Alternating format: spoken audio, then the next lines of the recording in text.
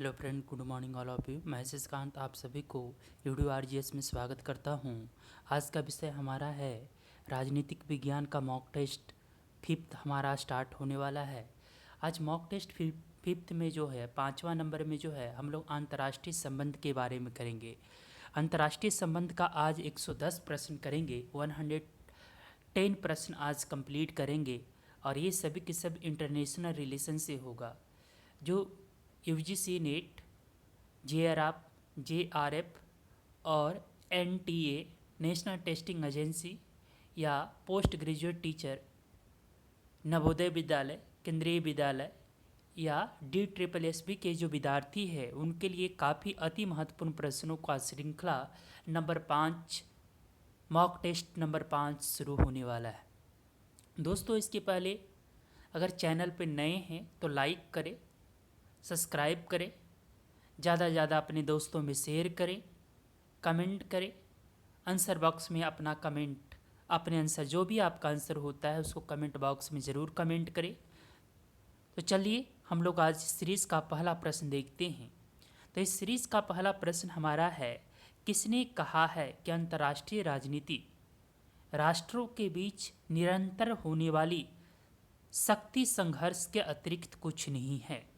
International जो politics है वो राष्ट्रों यानी नेशन के बीच निरंतर जो शक्ति के लिए, जो पावर के लिए संघर्ष होते रहता है वही सब कुछ है। इसके अलावा कुछ भी नथिंग इज अदर।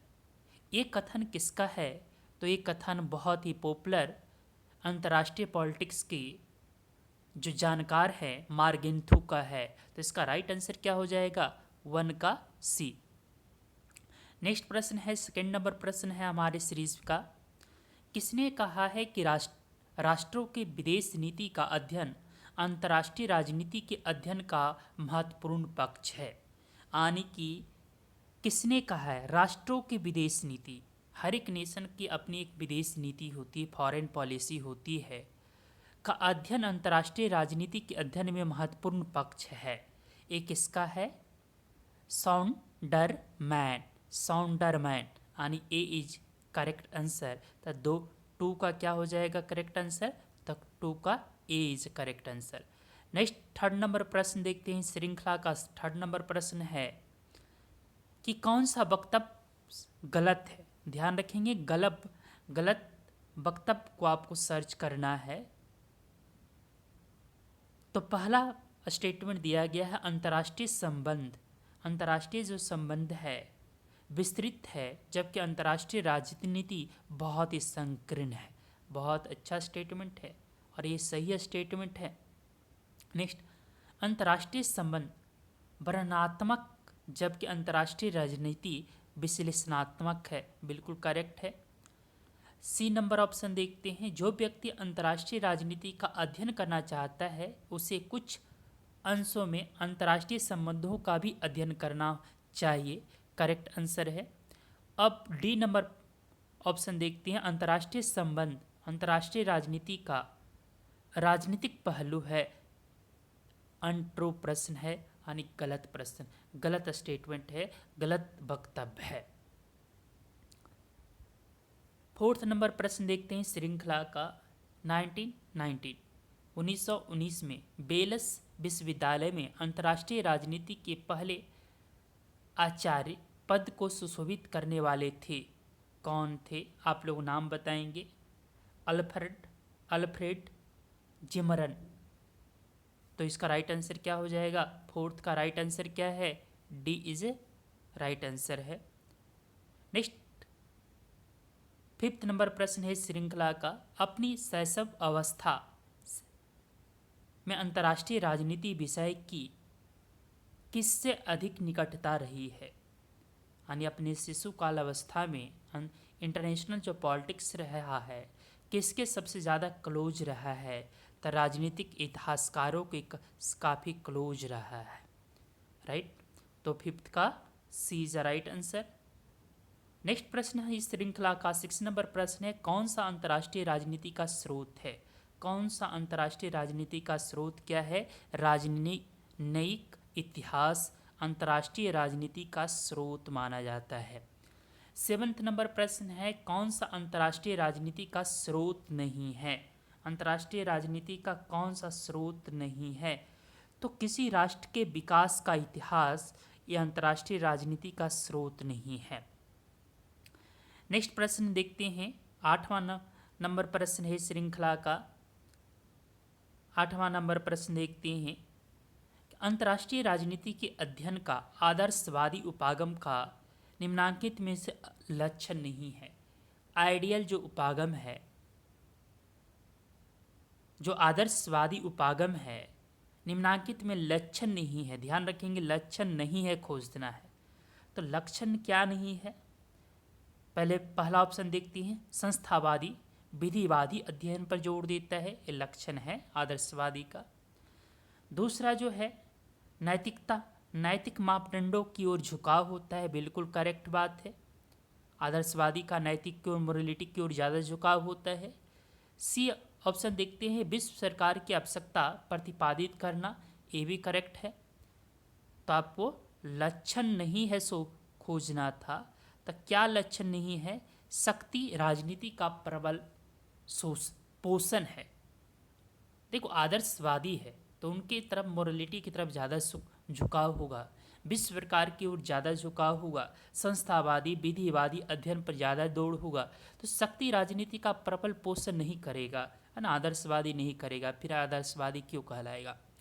फिर 9th नंबर इस श्रृंखला का प्रश्न देखते हैं। निम्नांकित अध्ययन अनुसंधान आदर्शवादी उपागम से संबंधित नहीं है। क्या संबंधित नहीं है? ध्यान रखेंगे, नहीं प्रश्न पूछा गया, क्या संबंधित नहीं है? तो नहीं क्या है? E.H. कार विनिस्टी राइट के अध्ययन, यानी कि इसका राइट आंसर क्या है? बी नहीं है। क्या हो जाएगा? E.H. कार एवं विनिस्टी राइट का अध्ययन, बाकी सब है, यानी कि ए और सी है ना। डी इसमें उपयुक्त, तो इसका राइट आंसर क्या हो जाएगा? 9 का राइट आंसर जो है हमारा सी है। सॉरी, 9 का राइट आंसर हमारा क्या है? बी से, यानी बी का मतलब 9 का बी। नेक्स्ट प्रश्न देखते हैं। श्रृंखला का 10th नंबर प्रश्न है, किसने कहा कि अंतर्राष्ट्रीय राजनीति की कुंजी राष्ट्रहित है, जिसे केवल शक्ति परिप्रेक्ष्य में देखा जा सकता है? ये कथन किसका है? तो हांस जे मार्गेंथो का है। देखो शक्ति का सिद्धांत इंटरनेशनल पॉलिटिक्स का मेन रूप से जो पावर का अध्ययन का एक्सप्लेनेशन इंटरनेशनल पॉलिटिक्स पे करता है और मार्गेंथो है। तो 10th का राइट आंसर क्या हो जाएगा? सी। 11th नंबर प्रश्न है हमारा इस श्रृंखला का, परंपरावादी दृष्टिकोण के अनुसार अंतर्राष्ट्रीय राजनीति का अध्ययन करने वाले विद्वान। परंपरावादी दृष्टिकोण के अनुसार अंतर्राष्ट्रीय राजनीति का अध्ययन करने वाले विद्वान का नाम बताना है। तो कौन है? रेमो आरो। 12th नंबर प्रश्न देखते हैं, किसके द्वारा 1966 में प्रकाशित लेख से अंतर्राष्ट्रीय राजनीति में परंपरावादी और विज्ञान के विवाद का श्री गणेश हुआ?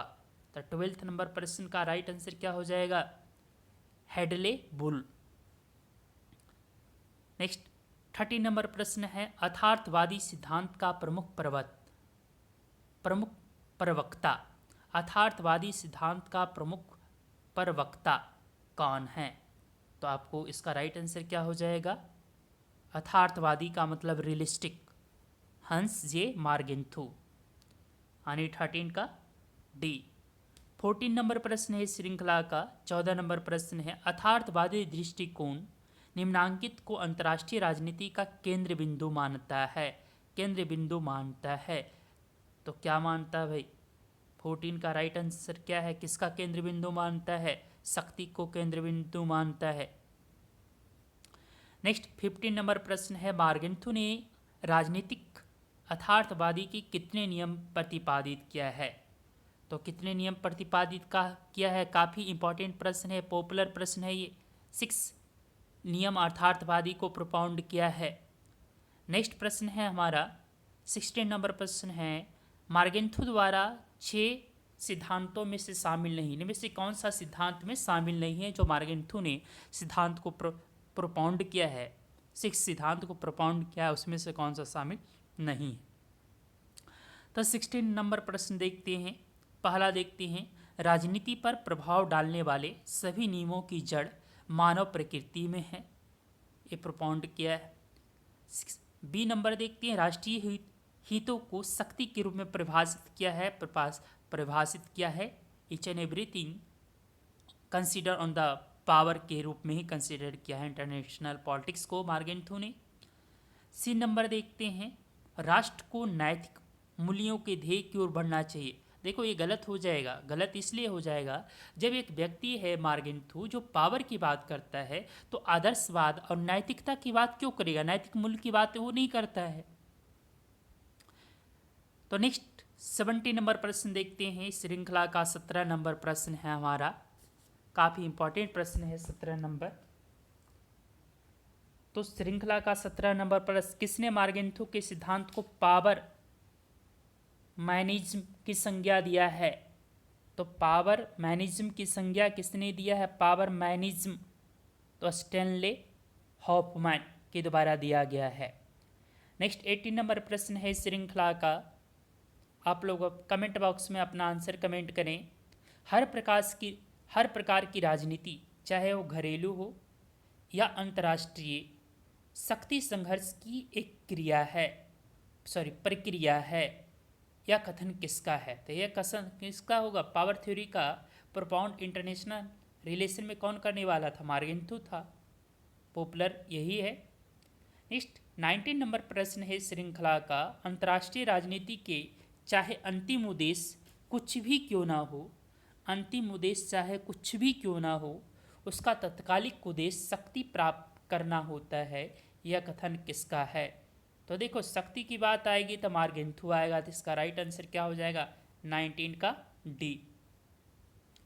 20 नंबर प्रश्न देखते हैं श्रृंखला का, किसने राष्ट्रीय हित को शक्ति के रूप में परिभाषित किया है? किसने राष्ट्रीय हित को, नेशनल इंटरेस्ट को शक्ति के रूप में परिभाषित किया है?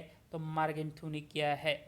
मार्गेंथू ने निम्नांकित में से किसकी विवेचना की है? किसकी विवेचना की है? आप लोग इसका राइट आंसर बताएं। राजनीतिक शक्ति की विवेचना किया है। 22 नंबर प्रश्न देखते हैं, दो राष्ट्रों के बीच मनोवैज्ञानिक संबंध ही ऑप्शन नंबर ए आर्थिक शक्ति है, दूसरा राजनीतिक शक्ति है, सी सैनिक शक्ति है और शारीरिक शक्ति है। तो क्या हो जाएगा? राजनीतिक शक्ति है। नेक्स्ट प्रश्न देखते हैं 23 नंबर प्रश्न है श्रृंखला का, प्रथम विश्व युद्ध के बाद हिटलर के प्रति तुष्टीकरण की नीति अपनाने वाला देश कौन है? तो ब्रिटेन। नेक्स्ट 24 नंबर प्रश्न, 1941 में प्रशांत महासागर में अमेरिका के नौसैनिक अड्डे पर्ल हार्बर पर आक्रमण करने वाले देश का नाम बताएं। 24 का क्या हो जाएगा? जापान। बहुत इंपॉर्टेंट प्रश्न है। 25 नंबर प्रश्न है इस श्रृंखला का, द्वितीय विश्व युद्ध महायुद्ध का प्रमुख कारण रहा, सबसे प्रमुख कारण क्या रहा? दिए गए क्या कारण है? तो तुष्टीकरण की नीति। आप लोगों ने पढ़ा होगा IR में, इंटरनेशनल रिलेशन में, तुष्टीकरण की नीति। यानी 25 का क्या राइट आंसर हो जाएगा? सी इज राइट आंसर, यानी किसका? सी राइट आंसर है। नेक्स्ट प्रश्न देखते हैं 26 नंबर प्रश्न, रोम बर्लिन टोक्यो धुरी कब बनी? तो कब बनी? इसका राइट आंसर क्या हो जाएगा? सेकेंड वर्ल्ड वार से पूर्व बना था, द्वितीय विश्व युद्ध से पूर्व बना था। 27 नंबर प्रश्न है, निम्नांकित में से किसके साथ सेकेंड महायुद्ध यानी द्वितीय महायुद्ध के बाद शांति संधि संपन्न नहीं हो सका? तो किसके साथ नहीं हो सका? जर्मनी के साथ नहीं हो सका। 28 नंबर प्रश्न है, ऑस्ट्रिया के साथ शांति संबंध पर कब हस्ताक्षर हुआ? इसका राइट आंसर क्या हो जाएगा? इसका राइट आंसर है जुलाई 1955। 29 प्रश्न है, जापान के साथ शांति संधि पर कब हस्ताक्षर हुआ? कब हस्ताक्षर हुआ आप लोग इसको बताएंगे। सितंबर 1951। नेक्स्ट विश्व में महान आर्थिक संकट कब आया? आर्थिक संकट कब आया था? 1930, 1930। 31 नंबर प्रश्न है हमारा इस श्रृंखला का, द्वितीय विश्व युद्ध का प्रमुख कारण रहा। क्या प्रमुख कारण रहा? वर्साई की संधि की कठोर शर्तें। नेक्स्ट 32 नंबर प्रश्न है, प्रथम विश्व युद्ध के बाद तुष्टीकरण की नीति अपनाने वाले देश, तुष्टीकरण की नीति अपनाने वाले देश तो इनमें से कौन से देश थे जो तुष्टीकरण की नीति को अपनाया था? तो ब्रिटेन और फ्रांस के द्वारा अपनाया गया था। नेक्स्ट 33 नंबर प्रश्न है, प्रथम विश्व युद्ध के बाद कौन सा देश एशिया में अपने साम्राज्य का विस्तार करने लगा था? तो कौन सा वो देश था? तो वो कौन सा देश था? जापान। 34 नंबर प्रश्न है, द्वितीय विश्व युद्ध के बाद विभाजन की त्रासदी झेलने वाला देश, विभाजन का त्रासदी झेलने वाला देश का नाम बताना है। तो विभाजन की त्रासदी झेलने वाला देश कौन बना? ब्रिटेन बना। नेक्स्ट 35 नंबर प्रश्न है, कोल्ड वार शीत युद्ध शब्द से ध्वनिति होती है। तो क्या ध्वनिति होती है? क्या साउंड निकलता है कोल्ड वार से? तो इनमें से सभी वैचारिक घृणा, सैनिक प्रतिस्पर्धा, राजनीतिक अविश्वास। तो ऑल आर करेक्ट, यानी कि 35 का क्या आंसर हो जाएगा? डी। 36 नंबर प्रश्न है, कोल्ड वार शीत युद्ध का वातावरण निलंबित मृत्यु दंड के वातावरण के समान तनावपूर्ण होता है, यह किसका विचार है? 36 का किसका विचार है? तो किसका विचार है?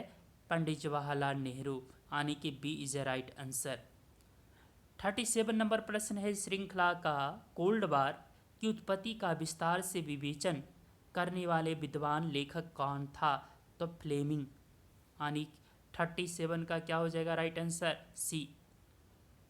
38 नंबर प्रश्न है, शीत युद्ध का प्रमुख कारण रहा। शीत युद्ध का प्रमुख कारण क्या रहा? कोल्ड वार का प्रमुख कारण क्या रहा? तो इनमें से प्रमुख कारण क्या रहा? इनमें से सभी वैचारिक मतभेद, बर्लिन की नाकेबंदी, जर्मनी का विभाजन, इनमें से ऑल, यानी कि 38 का D is right answer. 39 number प्रश्न देखते हैं श्रृंखला का, चर्चिल का फुलटन भाषण किसके लिए प्रसिद्ध है? चर्चिल का फुलटन भाषण किसके लिए प्रसिद्ध है? आप लोग कमेंट बॉक्स में इनका राइट आंसर देने का प्रयास करें। 39 का क्या राइट आंसर हो जाएगा? तो कोल्ड वार के लिए। बहुत फेमस प्रश्न है, बहुत ही इंपॉर्टेंट प्रश्न है। 40 नंबर प्रश्न देखते हैं, ट्रूमैन सिद्धांत के अंतर्गत किन देशों को सहायता दी गई? तो इसका राइट आंसर क्या हो जाएगा? यूनान और टर्की को सहायता प्रदान किया गया। 41 नंबर श्रृंखला का प्रश्न है, कोल्ड वार शीत युद्ध की चरम परिणति माना जाता है, यानी आपकी पिकअप पोजीशन पे क्या माना जाता है? तो आप इसको बताएं, जिसके कारण कोल्ड वार की शुरुआत हुई। तो इसका राइट आंसर क्या हो जाएगा? कोरियाई संघर्ष, कोरिया की संघर्ष। नेक्स्ट प्रश्न देखते हैं, 42 नंबर प्रश्न है हमारा, 1962 में सोवियत संघ ने किस देश में रॉकेट परीक्षण अस्त्र रखने का प्रयास किया? यानी रॉकेट पर क्षेपण अस्त्र रखने का प्रयास किया। रॉकेट पर क्षेपण अस्त्र रखने का प्रयास किया, कहाँ किया था भाई? आप लोग बताएंगे। 42 का राइट आंसर क्या होना चाहिए? कमेंट बॉक्स में कमेंट करें। तो बहुत ही फेमस क्यूबा संकट, यानी क्यूबा क्राइसिस, तो क्यूबा के अंदर रखने का प्रयास किया। 43 नंबर प्रश्न है श्रृंखला का, कोल्ड वार यानी शीत युद्ध का परिणाम था। क्या परिणाम था भाई? 43 का राइट आंसर क्या हो जाएगा? यूनाइटेड राष्ट्र संघ का पंगु हो जाना, अच्छी तरह काम नहीं करना। 44 नंबर प्रश्न है, कोल्ड वार शीत युद्ध का प्रमुख साधन रहा। प्रसार, यानी कि 44 का सी इज राइट आंसर। 47 नंबर प्रश्न देखते हैं, 45 नंबर प्रश्न देखते हैं श्रृंखला का, द्वितीय मोर्चे का प्रश्न किसका एक कारण माना जाता है? किसका एक कारण माना जाता है? कोल्ड वार का एक कारण माना जाता है, शीत युद्ध का कारण माना जाता है। 46 नंबर प्रश्न है, किस देश द्वारा बर्लिन की नाकेबंदी की गई? बर्लिन की नाकेबंदी किस देश के द्वारा की गई? सोवियत संघ के द्वारा किया गया। 47 नंबर प्रश्न है, मार्शल योजना का किससे संबंध है? तो मार्शल योजना का संबंध किससे है? पश्चिमी यूरोप को आर्थिक सहायता। 48 नंबर प्रश्न है, नाटो संधि का निर्माण कब किया गया? नाटो संधि का निर्माण कब किया गया? 1949। 49 नंबर प्रश्न है, वर्साई संधि का निर्माण कब हुआ? वर्साई संधि का निर्माण कब हुआ? 1955 में वर्साई संधि का निर्माण हुआ। यानी कि B is the right answer. यानी 49 का B is the right answer. कब हुआ? 1955 को वर्साई की संधि हुई थी, निर्माण किया गया। नेक्स्ट प्रश्न है 15 नंबर प्रश्न है, कैंप डेविड भावना का नाम किसे दिया गया? कैंप डेविड भावना का नाम किसे दिया गया? 50 का प्रश्न होगा। 50 नंबर प्रश्न का क्या नाम हो? खुचचेव आजन हाइबर वार्ता को दिया गया। ए इज करेक्ट आंसर है। 50 का A is right answer. U2 विमान कांड का किससे संबंध है? U2 विमान कांड का किससे संबंध है? कोल्ड वार से संबंध है। 1960 52 नंबर प्रश्न है, 1960 के पेरिस शिखर सम्मेलन में खुजचेव ने अमेरिका के किस राष्ट्रपति का अपमान किया? तो इसका राइट आंसर क्या हो जाएगा? 52 का राइट आंसर आइजन हाइवर को। 53 नंबर प्रश्न है, श्रृंखला का शीत युद्ध का परिणाम। शीत युद्ध का परिणाम क्या हुआ? द्विध्रुवीय विश्व व्यवस्था बनी, बाइपोलर वर्ल्ड सिस्टम का विकास हुआ, रिजल्ट मिला। 54 नंबर प्रश्न है, किस कारण से यूनाइटेड नेशन संयुक्त राष्ट्र सुरक्षा परिषद UNC United nation security council को लकवा कहा गया? किस कारण से कहा गया भाई? कोल्ड वार के कारण कहा गया। दितांत शब्द का किस भाषा है? दितांत किस शब्द का भाषा है? फ्रेंच शब्द का भाषा है। 56 नंबर प्रश्न है, दितांत से अभिप्राय है। क्या अभिप्राय है? दितांत से क्या अभिप्राय है? तनाव में शिथिलता। नेक्स्ट, दितांत से अर्थ तात्पर्य है। दितांत से क्या तात्पर्य है? शांतिपूर्ण सहअस्तित्व। यानी सी इज ए राइट आंसर। अब देखते हैं 58 नंबर प्रश्न है, दितांत आचरण का प्रमुख निर्धारक तत्व। क्या निर्धारक तत्व है? प्रमुख निर्धारक तत्व बताना है। तो आणविक आतंक और आणविक युद्ध कब है? यानी B is a right answer. 58 का B is a right answer. Next, Soviet संघ अमेरिकी दितांत संबंधों में सक्रियता लाने का श्रेय किसको है? किसको दिया जाता है? राष्ट्रपति निक्सन। नेक्स्ट, 60 नंबर प्रश्न है, 1972 की मॉस्को शिखर वार्ता का क्या परिणाम रहा? क्या परिणाम रहा? यूरोप में तनाव शैथिल्य की स्थिति लाना। यानी कि 60 का सी इज राइट आंसर। 61 प्रश्न देखते हैं। 61 नंबर प्रश्न इस श्रृंखला का, यूरोपीय सुरक्षा सम्मेलन हेलसिंकी जुलाई एक सेकेंड,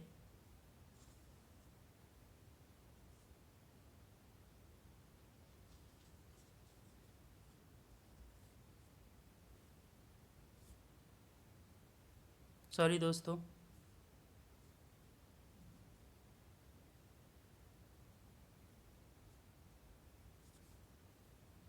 हम लोग वापस आते हैं, सॉरी।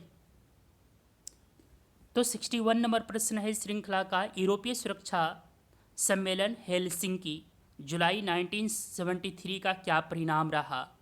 तो क्या परिणाम रहा? 61 नंबर का राइट प्रश्न है। इसका राइट आंसर क्या होना चाहिए? 61 का तनाव बिंदुओं को स्थिर करना यानी ए इज राइट आंसर। नेक्स्ट है हमारा 62 नंबर प्रश्न है इस श्रृंखला का, सोवियत संघ अमेरिका द्वितांश संबंधों को विकसित करने का श्रेय किसको है? तो किसको, इसका राइट आंसर क्या होना चाहिए? 62 का राइट आंसर निक्सन, किसिंजर यानी किसी इज राइट आंसर। नेक्स्ट प्रश्न है हमारा 63 नंबर प्रश्न है, द्वितांश संबंधों के विकसित होने से किसकी प्रासंगिकता पर प्रश्न चिन्ह लग गया? किसकी प्रासंगिकता पर प्रश्न चिन्ह लग गया? तो किसकी लग गया? तुष्टीकरण की नीति की प्रश्न चिन्ह लग गया। 64 नंबर प्रश्न देखते हैं श्रृंखला का, शीत युद्ध के बाद के काल की अंतर्राष्ट्रीय राजनीति की प्रकृति में नया आयाम किसके द्वारा प्रस्तुत किया गया? तो किसके द्वारा प्रस्तुत किया गया? देतान के द्वारा प्रस्तुत किया गया। 65 नंबर प्रश्न देखते हैं, किसने कहा है कि विदेश नीति के अध्ययन को एक विज्ञान या स्वतंत्र अध्ययन विषय मानना चाहिए? तो क्या मानना चाहिए भाई? विषय मानना चाहिए, स्वतंत्र विषय के रूप में मानना चाहिए। ये किसने कहा है? 65 नंबर का आंसर कमेंट बॉक्स में आप लोग कमेंट करें। तो फेलिक्स ग्रास के द्वारा कहा गया। नेक्स्ट 66 नंबर प्रश्न है, किसने कहा है कि किसी राज्य के साथ कोई भी संबंध न रखने का निर्णय भी एक प्रकार की विदेश नीति है? 66 नंबर प्रश्न का राइट आंसर क्या है?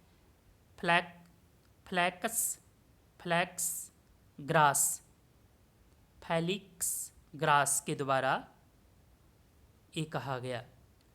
नेक्स्ट प्रश्न देखते हैं 67 नंबर प्रश्न है, भारत की विदेश नीति की मूल बातों का समावेश संविधान के किस अनुच्छेद में है? जल्दी से इसका कमेंट बॉक्स में कमेंट करें अपना अपना। बहुत ही आसान सा प्रश्न है। क्या राइट आंसर होना चाहिए? अनुच्छेद 51 भारत की विदेश नीति। 68 नंबर प्रश्न है, भारत की विदेश नीति के निर्माता माने जाते हैं?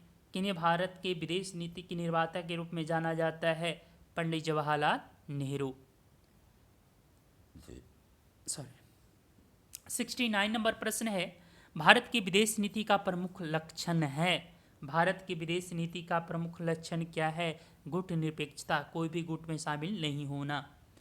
70 नंबर प्रश्न है, वह भारत के प्रधानमंत्री जिसने संयुक्त सहस्त्राब्द शिखर सम्मेलन को संबोधित किया? तो किसने किया था? अटल बिहारी वाजपेयी के द्वारा किया गया था। नेक्स्ट 71 नंबर प्रश्न है, पंचशील से संबंधित सिद्धांत कौन से नहीं है? आप लोग बताएं, पंचशील से संबंधित कौन सा सिद्धांत नहीं है? इसका राइट आंसर दे कमेंट बॉक्स में। तो कौन सा नहीं है? देखो, अनाक्रमण, अहस्तक्षेप, शांतिपूर्ण सहस्तित्व, अहिंसा इसमें शामिल नहीं है। तो पंचशील के सिद्धांत में कौन से नहीं है? तो कौन सा नहीं हो जाएगा? 71 का राइट आंसर क्या हो जाएगा? सी। दिए गए प्रश्न के अकॉर्डिंग इसका आंसर क्या होगा? 71 का सी। नेक्स्ट 72 नंबर प्रश्न है, पंचशील सिद्धांतों का संबंध किन से है? तो किन से है? नेहरू, चाउ, एन लाई। नेक्स्ट प्रश्न है 73 नंबर प्रश्न है इस श्रृंखला का, भारत के lieutenant general Satish Nambiar commander में किस देश में यूनाइटेड नेशन यानी संयुक्त राष्ट्र शांति स्थापना की कार्रवाई की गई? तो कौन सा देश था भाई? पूर्व यूगोस्लाविया। 74 नंबर प्रश्न है श्रृंखला का, काफ़ी महत्वपूर्ण प्रश्न है, लाल बहादुर शास्त्री की युग में विदेश नीति की दृष्टि से महत्वपूर्ण है? कौन सा महत्वपूर्ण है भाई? विदेश नीति के इनके अकॉर्डिंग कौन सा महत्वपूर्ण है? तो ताशकंद समझौता। 75 नंबर प्रश्न है, नरसिंह राव की विदेश नीति का प्रमुख लक्षण है? प्रमुख लक्षण क्या है? आर्थिक हितों के संरक्षण पर बल, यानी 75 का B is right answer. Next 76 नंबर प्रश्न देखते हैं हम लोग, भारत और अमेरिका के बीच मतभेद का प्रमुख मुद्दा रहा है? क्या प्रमुख मुद्दा रहा दोनों के बीच में? अणु प्रसार संधि। नेक्स्ट 77 नंबर प्रश्न है श्रृंखला का, किसने कहा कि जब हम असंलग्नता का विचार छोड़ते हैं तो हमें अपना लंगर छोड़कर बहने लगते हैं। यह किसका स्टेटमेंट है इनमें से? तो आप इसका राइट आंसर बताएं। 77 का राइट आंसर क्या होना चाहिए? पंडित जवाहरलाल नेहरू, यानी कि 77 का A is right answer. Next, किसने कहा है कि असंलग्नता का मतलब सर्वसंलग्नता होता है? ये किसका स्टेटमेंट है? तो 78 का राइट आंसर क्या होना चाहिए? अटल बिहारी वाजपेयी। 79 नंबर प्रश्न है, अंतर्राष्ट्रीय निशस्त्रीकरण सम्मेलन में भारत ने किस संधि को वीटो किया था? किस संधि को वीटो किया था? तो CTBT। नेक्स्ट 80 नंबर प्रश्न है, किसने यूनाइटेड नेशन संयुक्त राष्ट्र महासभा का सभापतित्व किया है? तो इनमें से किसके द्वारा किया गया था? विजय लक्ष्मी पंडित के द्वारा। 81 नंबर प्रश्न है, लाहौर घोषणा का संबंध किससे है? लाहौर घोषणा का संबंध किससे है? आप लोग बताएं। वाजपेयी और नवाज शरीफ। 82 नंबर प्रश्न है श्रृंखला का, तुल-बुल नौवहन परियोजना का संबंध किससे है? तो भारत और पाकिस्तान से है। 83 नंबर प्रश्न है श्रृंखला का, 28 से 30 मई 1998 को भारत के किस पड़ोसी ने 6 नाभिकीय परीक्षण किया? तो इसका राइट आंसर क्या हो जाएगा? पाकिस्तान। शिमला समझौते का संबंध है, शिमला समझौते का संबंध किससे है? भारत और पाकिस्तान से है। 85 नंबर प्रश्न है, हाल ही में पाकिस्तान से मधुर संबंध की भूमिका बनाने का श्रेय किसे दिया जाता है? अटल बिहारी वाजपेयी। नेक्स्ट, कच्छ द्वीप टापू विवाद का मसला रहा है किसके बीच में रहा है? यह दो देशों का मसला है, किसके बीच में रहा है? तो आप लोग कमेंट बॉक्स में कमेंट करें क्या होना चाहिए राइट आंसर। 86 का एज राइट आंसर किसके बीच में है? भारत और श्रीलंका के बीच में है। 87 नंबर प्रश्न है श्रृंखला का, 29 जुलाई 1987 को भारत ने किस समझौते पर हस्ताक्षर किया है? तो कौन से समझौता पर हस्ताक्षर किया था? तो शिमला समझौता। अब देखते हैं श्रृंखला का 88 नंबर प्रश्न है, 1980 से लेकर के 19 के दशक में किस देश में भारतीय शांति सेना भेजी गई? तो किससे भेजेगी? शांति सेना भेजेगी, श्रीलंका भेजी गई। नेक्स्ट, कच्छ द्वीप के मसले पर भारत ने किसकी प्रभुसत्ता स्वीकार कर ली? किसकी कर ली भाई? 89 का प्रश्न का राइट आंसर क्या हो जाएगा? श्रीलंका।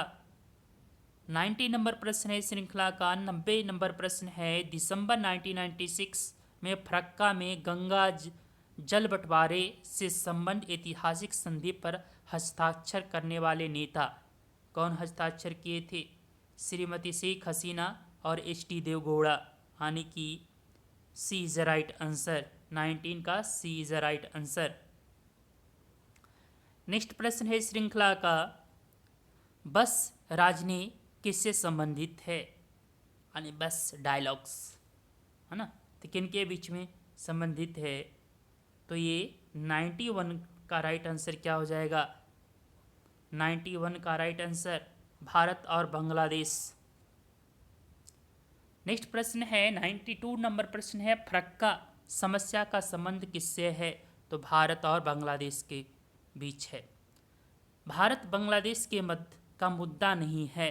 इनमें से कौन सा मुद्दा जो है भारत और बांग्लादेश के बीच का मुद्दा नहीं है? तो कच्छ द्वीप का मुद्दा जो है भारत और बांग्लादेश के बीच नहीं है, बाकी सारे मुद्दे हैं।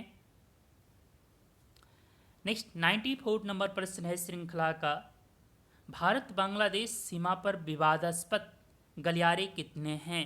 तो 101। कोलंबो प्रस्ताव किससे संबंधित है? कोलंबो प्रस्ताव किससे संबंधित है? 95 नंबर प्रश्न है, कोलंबो प्रस्ताव किससे संबंधित है? काफ़ी अति महत्वपूर्ण प्रश्न है इस श्रृंखला का। देखो यहाँ पर कन्फ्यूज हो गए। 95 95 का राइट आंसर कमेंट बॉक्स में कमेंट करें। तो ये किससे संबंधित है? भारत और चीन से संबंधित है। नेक्स्ट 96 नंबर प्रश्न है, चीन के साथ वास्तविक नियंत्रण रेखा पर शांति बनाए रखने का समझौता करने वाला भारतीय प्रधानमंत्री। 96 का राइट आंसर क्या होना चाहिए? पीवी नरसिम्हा राव।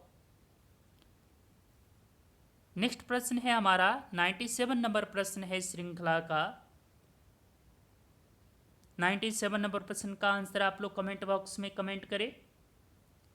देखते हैं किनका किनका आंसर राइट होता है। भारत का वह प्रधानमंत्री जिसने चीन की कभी यात्रा नहीं की। तो चीन की कभी यात्रा नहीं की वो भारत के प्रधानमंत्री कौन है? तो इंदिरा गांधी। 98 नंबर प्रश्न है, 28 नवंबर से लेकर के 1 दिसंबर 1996 तक की भारत की यात्रा करने वाले नेता कौन थे? कमेंट बॉक्स में कमेंट करें। राष्ट्रपति जियांग जेमिन। 99 नंबर प्रश्न है श्रृंखला का, हाल ही में किस देश के मानचित्र में सिक्किम को भारत के अंग के रूप में दर्शाया गया? तो कौन सा हो जाएगा? चीन। 100 नंबर प्रश्न है श्रृंखला का, यह देश दो चट्टानों के बीच खिले हुए फूल के समान है, किस देश की ओर संकेत किया गया है? तो आप लोग इसका राइट आंसर बताएं, है ना। 100 नंबर प्रश्न का नेपाल। अब देखते हैं श्रृंखला का 101 नंबर प्रश्न देखते हैं। जून 1997 में भारत के प्रधानमंत्री इंद्र कुमार गुजराल ने किस पड़ोसी देश की यात्रा की?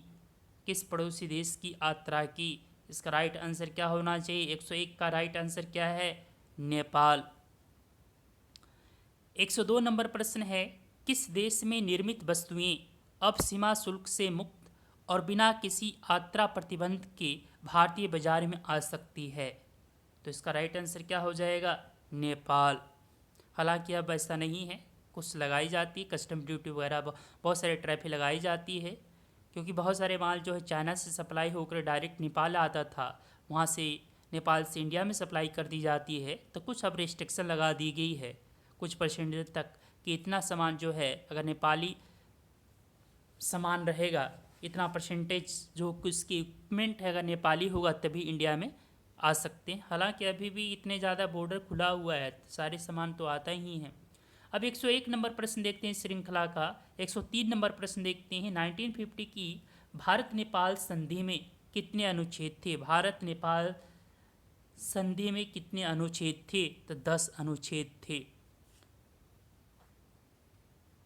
नेक्स्ट प्रश्न देखते हैं श्रृंखला का।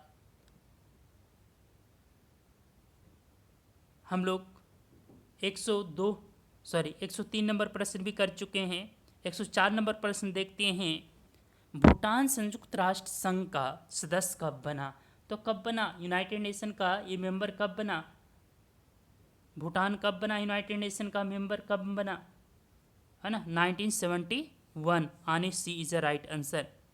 नेक्स्ट प्रश्न देखते हैं, 105 नंबर प्रश्न है श्रृंखला का, भारत ने भूटान के साथ संधि कब की? कब किया भाई? 1949।